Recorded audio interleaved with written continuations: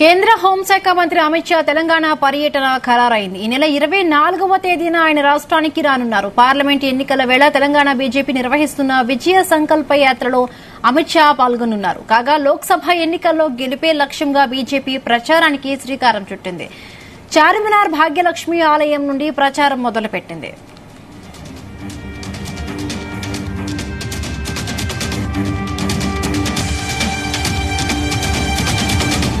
కేంద్రంలో మూడోసారి బీజేపీ అధికారంలోకి రావాలని తెలంగాణలో 10 ఎంపీ సీట్లలో గెలిపే లక్ష్యంగా విజయ సంకల్ప రథయాత్రలను కేంద్ర మంత్రి పార్టీ రాష్ట్ర అధ్యక్షుడు కిషన్ రెడ్డి ప్రారంభించారు.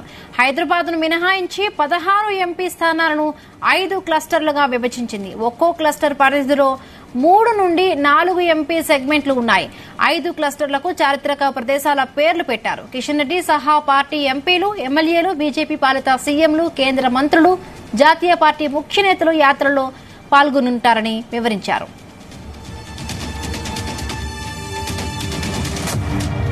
ఇక పార్లమెంట్ ఎన్నికల నేపథ్యంలో అమిత్ షా రాష్ట్రానికి రాబోతున్నారు. రైటింగ్ సంబంధించి మరిన్ని పూర్తి డీటెయిల్స్ మా ప్రతినిధి శ్రీచరణ్ అందిస్తారు. శ్రీచరణ్.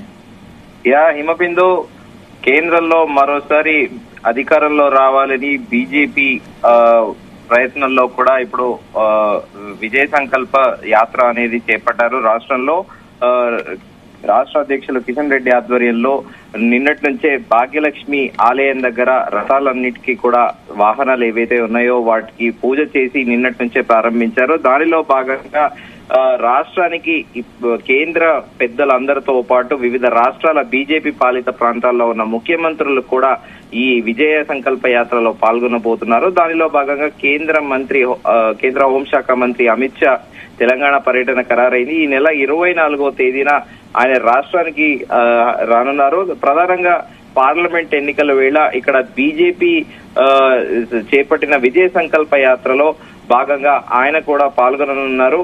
అయితే మనం ఇక్కడ చర్చించుకోవాల్సింది ఈ విజయ సంకల్ప యాత్ర దాదాపు మొత్తము హైదరాబాద్ ను మినహాయిస్తే దాదాపు 16 పార్లమెంట్ స్థానాలకు సంబంధించి 5 క్లస్టర్లుగా విభజించి ఒక్కో క్లస్టర్ లో పరిధిలో 3 నుంచి 4 ఎంపీ సెగ్మెంట్లు ఉన్నాయి. 5 క్లస్టర్లకు చారిత్రాత్మక ప్రదేశాల పేర్లు కూడా పెట్టారు. అయితే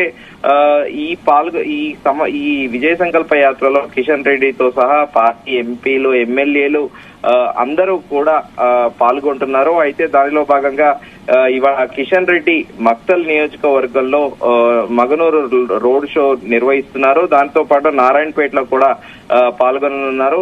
ఇలా దాదాపు 29వ తారీఖు వరకు ఇలా షెడ్యూల్ మొత్తం కూడా ప్రిపేర్ అయ్యి ఉంది. మార్చి 1 రోజు కూడా ఇంక మరో విఐపీ గెస్ట్ కూడా హైదరాబాద్ రాబోతున్నారని చెప్పేసి కూడా ప్రధానంగా చెప్తున్నారు.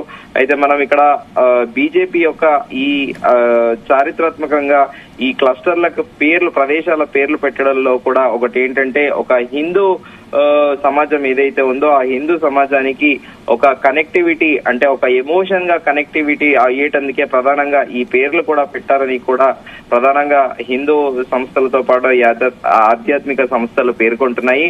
అయితే అమిత్ షా మాత్రము మనం గతంలో పలుమార్లు చర్చించుకున్నాము, మిషన్ దక్షిణ్ పేరిట వాళ్ళు దక్షిణాదిలో ఎట్టి పరిస్థితుల్లోనూ పాగా వేయాలని ఒక కృతనిశ్చయంతో ఉన్నారు.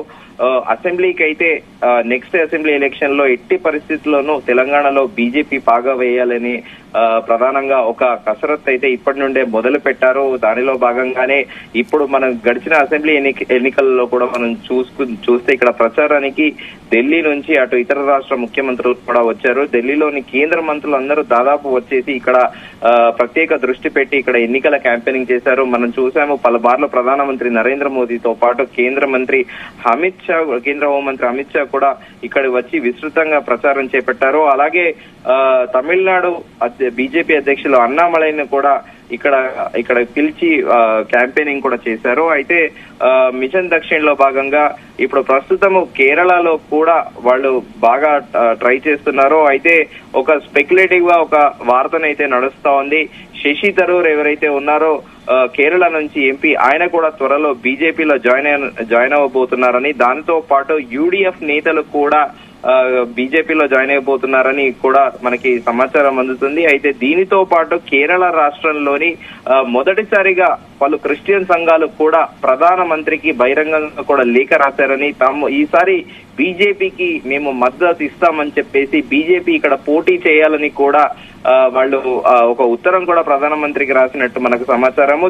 అయితే బీజేపీ వర్గాలు ఏమంటున్నాయంటే చరిత్రలో కూడా ఇప్పటి వరకు పార్లమెంట్ ఎన్నికలలో ఎన్నడూ గెలువని తిరువనంతపురం ఎంపీ సీటు కూడా బీజేపీ గెలుచుకోబోతోంది అని కూడా ఒక ప్రచారం నడుస్తోంది. అయితే మిషన్ దక్షిణ్ లో భాగంగానే తెలంగాణతో పాటు ఆంధ్రప్రదేశ్, తమిళనాడు, కర్ణాటక, కేరళలో బాగా ఫోకస్ చేస్తున్నారు. కర్ణాటకలో అయితే ఇప్పటికీ కొంతవరకు ఇప్పుడు అపోజిషన్ పార్టీలో ఉన్నప్పటికీ కర్ణాటకలో ఒక strong Hindu vote bank BJP పార్టీకి ఉంది. అలాగే తమిళనాడులో కూడా మనం పలుమార్లు ప్రస్తావించుకున్నాము. అన్నామలై నేతృత్వంలో అటు ఏఐడిఎంకేలో కూడా కొంతమంది నేతలు బీజేపీలోకి వలస వెళ్లారు. దాంతో ఇప్పుడు బీజేపీ క్యాడర్ చాలా స్ట్రెంగ్తన్ అయిందని చెప్పుకోవచ్చు. అక్కడ తమిళనాడులోని బీజేపీ నేతలు కూడా చాలా కాన్ఫిడెంట్ గా ఉన్నారు.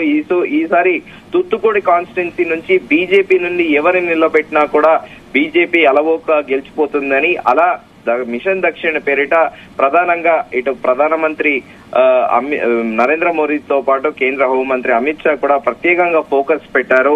ఇక్కడ తెలంగాణలో అయితే ఇప్పటికీ ప్రస్తుతం రాజకీయ విశ్లేషకులతో పాటు అందరూ కూడా అంటుంది ఏంటంటే బీజేపీ గట్టిగా క్యాంపెయిన్ చేస్తే టైట్ గా అంటే ప్రాపర్ గా రూరల్ తో పాటు అర్బన్ ఏరియాస్ లో క్యాడర్ ని స్ట్రెంథెన్ చేసి ప్రాపర్ గా క్యాంపెయినింగ్ చేస్తే బీజేపీ దాదాపు 8 నుంచి 10 సీట్లు గెలుచుకునే అవకాశం ఉందని కూడా చెబుతున్నారు. ఆంధ్రప్రదేశ్ విషయానికి వస్తే మనం గతంలో కూడా పలుమార్లు చర్చించుకున్నాము. ఇప్పటికి ప్రస్తుతానికైతే బీజేపీ ఇప్పుడిప్పుడే అక్కడ క్యాడర్ స్ట్రెంథెన్ చేసే పనిలో ఉంది. నెక్స్ట్ అసెంబ్లీ ఎలక్షన్ లో ఎట్టి పరిస్థితుల్లోనూ కూడా అక్కడ బాగా వేయాలని బీజేపీ డిసైడ్ అయిపోయింది. సో ఇంకా ఇప్పటి నుండి నేరుగా డైరెక్ట్ కేంద్ర హోంమంత్రి అమిత్ షానే ప్రత్యేకంగా 2 తెలుగు రాష్ట్రాలపైన ఫోకస్ పెట్టినట్టు ఈ ఒక బీజేపీకి ఒక ప్రధానంగా గడిచిన కొద్దేళ్లుగా ఒక సౌత్ స్టేట్స్ లో ఒక కర్ణాటక తప్ప మిగతా రాష్ట్రాల్లో ఎక్కడ కూడా పెద్ద ప్రభావం లేకపోవడంతో ఇప్పుడు దాదాపు 18 రాష్ట్రాల్లో బీజేపీ పవర్ లో ఉంది. 18 స్టేట్స్ లో, దానిలో భాగంగా సౌత్ లో కొంత వెనుకబడిన మాట వాస్తవమే. సో మిషన్ దక్షిణ్ పేరిట గడిచిన కొద్దేళ్లుగా దీనిపైన తీవ్రంగా కసరత్తు చేస్తున్నారు. అయితే ఏపీలో కూడా త్వరలో పూర్తి స్థాయిలో ఫోకస్ పెట్టనున్నారని కూడా సమాచారం. Himabindu. Right, thank you Sri Sharan, thanks for the updates.